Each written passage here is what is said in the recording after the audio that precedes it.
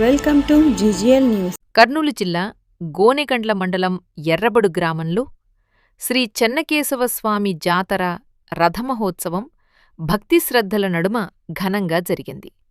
ఆలయ పరిసరాలు భక్తుల రద్దీతో కళకళలాడగా సంప్రదాయ వైభవంతో నిర్వహించిన ఈ ఉత్సవం గ్రామస్తులకు ఆధ్యాత్మిక ఆనందాన్ని అందించింది.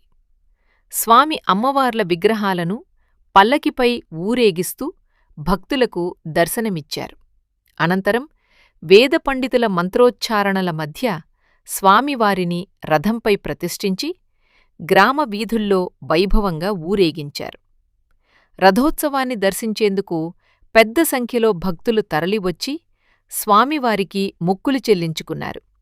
ఈ సందర్భంగా కోడుమూరు నియోజకవర్గ వైసీపీ సమన్వయకర్త కోట్ల హర్షవర్ధన్ రెడ్డి ఉత్సవాల్లో పాల్గొన్నారు. ఆయన గ్రామానికి చేరుకున్న వేళ వైసీపీ నాయకులు రాముడు ఆధ్వర్యంలో భారీ బాణాసంచా పేల్చుతూ డప్పు వాయిద్యాలతో ఘనస్వాగతం పలికారు. అనంతరం యువకుల హర్షధ్వానాల మధ్య పూలవర్షంతో ఆయనను ఊరేగిస్తూ శ్రీ చెన్నకేశవస్వామి ఆలయానికి తీసుకెళ్లారు. అక్కడ ప్రత్యేక పూజలు నిర్వహించిన అనంతరం బ్రహ్మోత్సవ కార్యక్రమాల్లో కోట్ల హర్షవర్ధన్ రెడ్డి స్వయంగా పాల్గొన్నారు. ఈ సందర్భంగా కోడుమూరు నియోజకవర్గ వైసీపీ సమన్వయకర్త కోట్ల హర్షవర్ధన్ రెడ్డి ఉత్సవాల్లో పాల్గొన్నారు. ఆయన పేర్కొన్నట్లుగా రాష్ట్రంలో కూటమి ప్రభుత్వం అరాచక పాలన కొనసాగిస్తోందని విమర్శించారు. ఎర్రబడు గ్రామంలో చెన్నకేశవస్వామి బ్రహ్మోత్సవాల సందర్భంలో సాంస్కృతిక కార్యక్రమాలకు అనుమతులు నిరాకరించడం ప్రజాస్వామ్యానికి విరుద్ధమని ఆవేదన వ్యక్తం చేశాడు. ఇది శ్రీ చెన్నకేశవస్వామి రథోత్సవంపై ప్రత్యేక కథనం.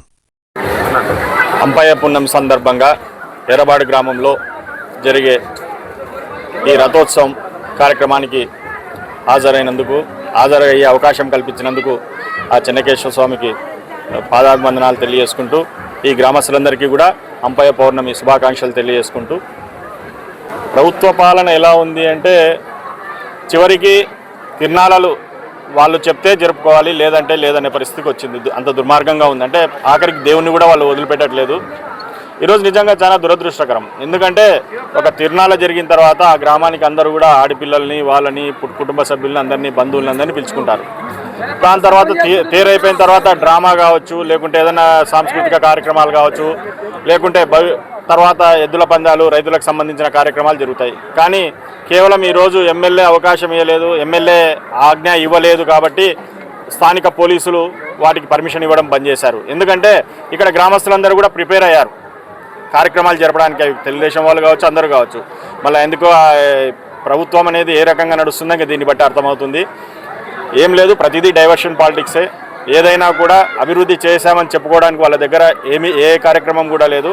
కేవలం జగన్మోహన్ రెడ్డి గారిని నిందించడము, జగన్మోహన్ రెడ్డి గారి వ్యక్తిత్వాన్ని హననం చేయడము, అదేవిధంగా ప్రజలను మభ్యపెట్టడం తప్ప ఏ రకమైనటువంటి వాళ్ళు చేసిన ఘనకార్యం అయితే ఏది కూడా లేదు.